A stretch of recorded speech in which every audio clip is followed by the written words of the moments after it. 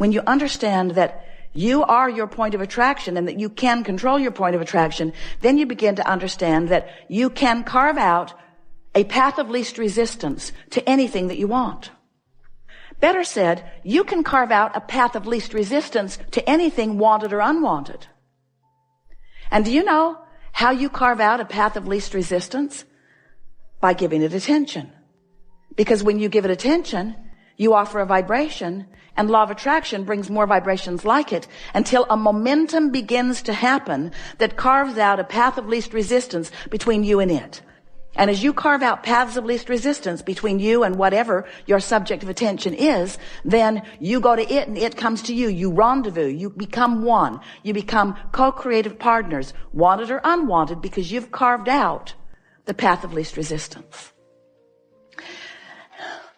Esther has a beautiful stream and pond in Texas at the center, at the Abraham-Hicks Publication Center. Such a pretty thing. And the stream, when it was first put in, was so clear. The fish were so beautiful, but over the years, it became increasingly cloudy until Esther realized she couldn't see the fish. So finally, it was determined that the pipes bringing the water back into the pond were all clogged up from neglect. So they just laid some new pipes.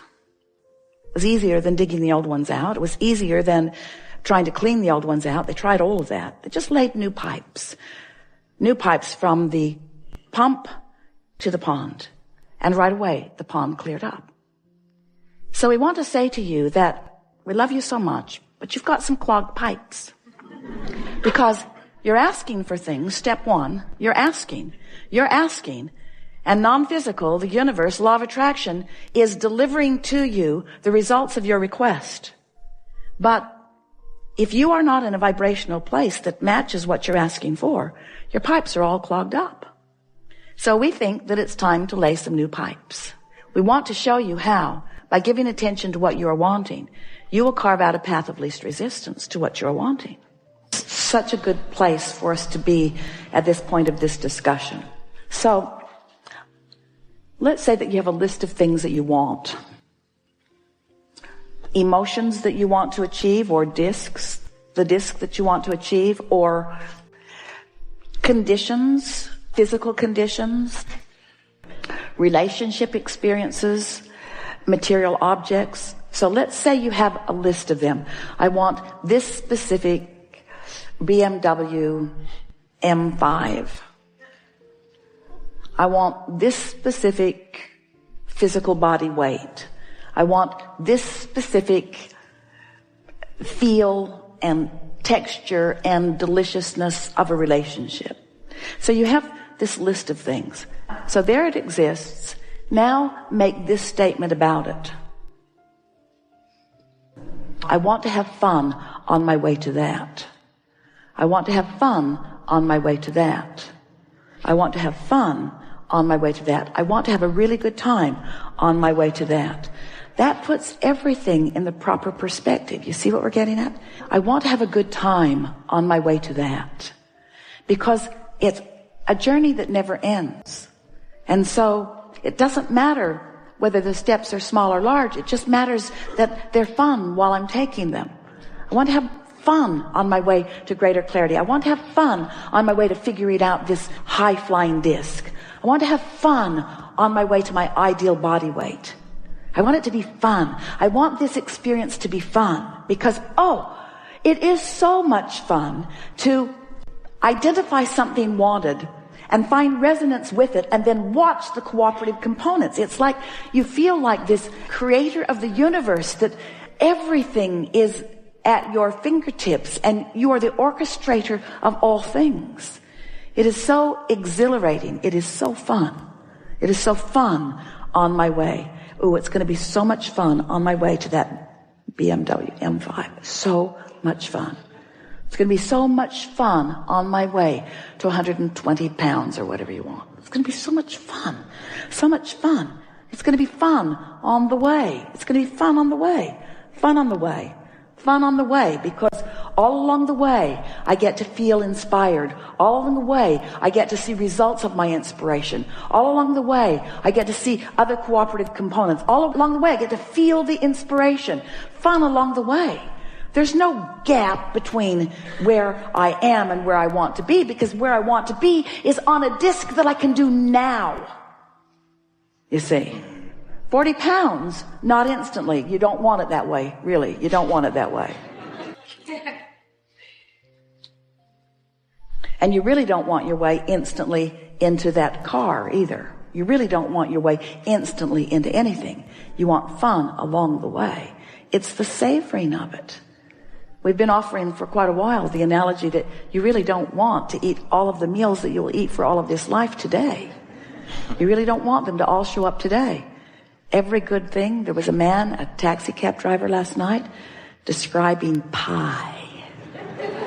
Ooh, pie. He just kept talking about pie. Everyone was talking about pie. Ooh, pie, pie, pie. They were talking about pie. It's fun to think about pie, but you really don't want to eat all those pies today. You don't want them all today. You don't want them all today. Hurling would come next. You don't want them. You don't want them all today. You want it to come to satisfy your current appetite. Ooh. You want all of these wonderful things to come to satisfy your current appetite. And you've got an appetite for fun and clarity and appreciation and love. So, as we visit with you here today, we want to talk about this momentum.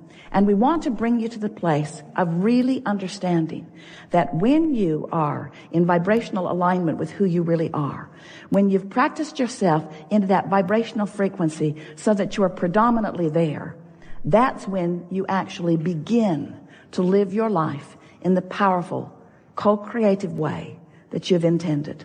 That's when true life begins for you in the way that you planned. That's when you really get on the trajectory that you intended when you made the decision to come here to begin with. So over time, we said to you, you create your own reality and you get what you think about whether you want it or not. And then we began to explain to you that when you know what you don't want, you launch a vibrational rocket of what you do want. Now, that was never a very satisfying conversation for you, because we're talking about rockets that you can't really see, going into what we began to describe as the vortex. Oh, that was fun. The vortex of creation. It was such a good concept, such a good way of explaining to you. We wrote a whole book about your vortex, saying to you, get into your vortex, get into your vortex. Because when you've launched a rocket about what you want, and you've done it and done it and done it and done it and done it, there is a reality, a vibrational reality that is ready to reveal itself to you in full manifestational form. But you've got to be a vibrational match to what you're asking for. So we began talking to you about this vortex of creation, and many of you resonated with it. You got the idea of it, that there is a vibrational reality that is in place before there is a manifested reality. But it's hard for you to make that jump in most cases because you are so accustomed to translating things visually and auditorially and with your nose and your fingertips and your tongue. You're so good at that when we talk about a vibrational reality that you cannot see and that you cannot hear and that you cannot smell or taste or touch, it wasn't as real as you wanted it to be. And then we began to explain, but you can feel your way into it. When you're happy, you're there. When you feel elation, you're a vibrational match to what's in there. And if you can keep it up, if you can keep the momentum going in the direction of what you want long enough, and it's not that long, if you can hold yourself in vibrational steadiness with who you really are and what you really want, a momentum will ensue that will be realized by you in full manifestational form, so that in time, everyone around you will be able to witness the manifestation that has moved from the vibrational reality into what you want to call reality. You don't want to call it reality until you can sleep with it or spend it or eat it or live in it or drive it. In other words, we get it. You want it to be about your spaces and faces and places. We get that. But we want you to understand that everything that everybody wants, no matter what it is, whether it's a material object or a relationship or a state of being or a pile of money, a circumstance, an event, everything that everybody wants is for the singular reason that you believe you will feel better in the having of it. And we want to remind you here today that not only will you feel better in the having of it, we can't even find words to explain to you how glorious clarity is, how wonderful it is to be chronically connected to this stream of well-being.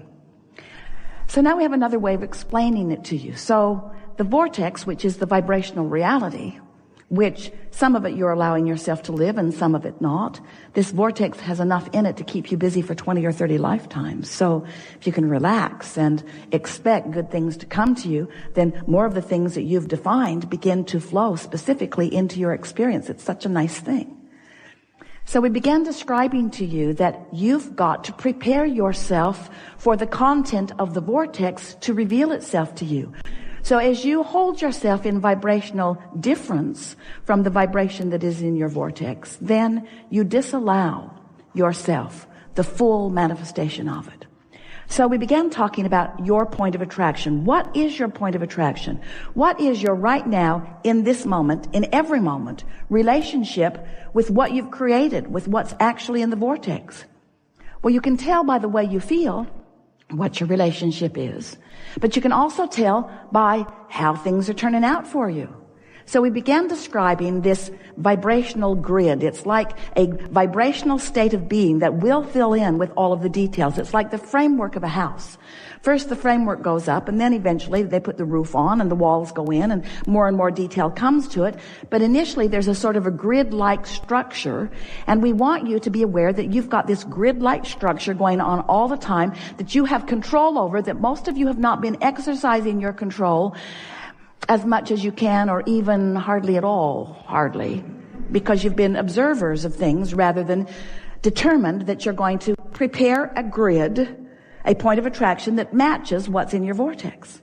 So as we began describing this point of attraction, this grid, reminding you that your emotions are your indicator of really where your grid is.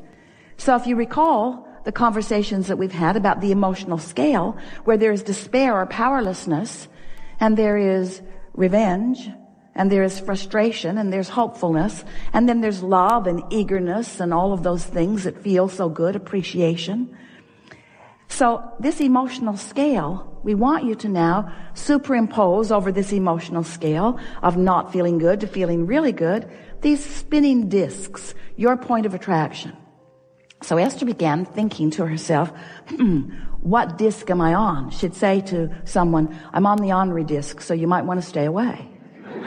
But the truth of it is, no one can stay away because law of attraction is so powerful, especially if there's momentum going. So what really happened is, even though Esther said, stay away, I'm ornery, really what happened, other ornery people joined her on her disc. And then when they would get there, she would say, you're really ornery. I really don't like you being here.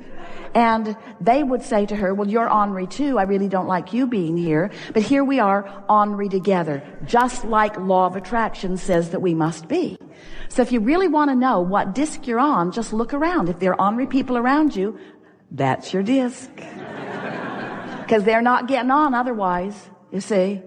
They cannot defy law of attraction and jump on, oh yeah, I was on a high flying disc, I was doing so good, I was just soaring, and then you showed up. No, that's not really what happened. No, I was worried about you showing up. I remembered the last time you showed up. I was tensing against you showing up. I was remembering how much I didn't want you to show up. I was shouting, no, don't show up, and then you showed up. That's really how it happened. In other words, law of attraction is a very powerful thing, you see. And so Esther started having fun with these discs. She said, Abraham, it's like the 7 dwarves. There's the happy disc, the grumpy disc, the passive-aggressive disc. She's up to about 200 dwarfs now, as she's finding all kinds of places in this range of emotions. So we want to call your attention to your point of attraction. That's really what we want to talk about. Because if you will take it upon yourself as your conscious responsibility to choose the disc that you're on and then stay there deliberately by thinking about things that make it easier and easier for you to stay there, then you're going to start rendezvousing with more and more that makes it easier to stay there until you will have a momentum going that will keep you chronically, usually, often, most often on this high-flying disc. It's really, really wonderful to be on the high-flying disc, tuned in, tapped in, turned on, feeling clarity and passion and love.